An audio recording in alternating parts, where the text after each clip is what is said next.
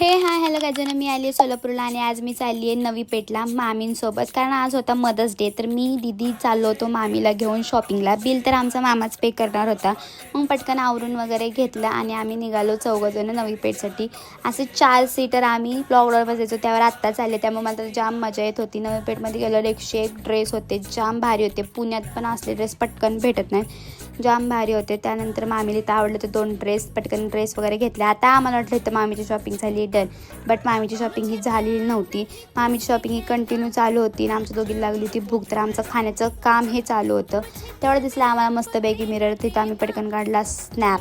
आणि इथं आमचं मामाचं तिचं माझ्यावर मामीवर जास्त प्रेम होतं चालू होतं. ते का तर हे चिप्स लागत होते एकदम असे आंबट, त्यामुळे मुद्दाम हे आमच्या दोघीला चारत होते, मजा घेत होते. त्यानंतर आम्ही गेलो होतो मस्तपैकी बॅग घ्यायला.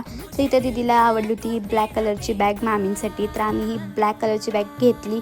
त्यानंतर आम्ही घेतलं ते आमच्या दोघींसाठी स्टॉल. तर मामांचं असं म्हणणं होतं घेऊ नका, तर हे साडीचं कापड आहे, तुम्हाला येळत काढलं आहे. पण नाही, ते स्टॉल भारी होते एकदम.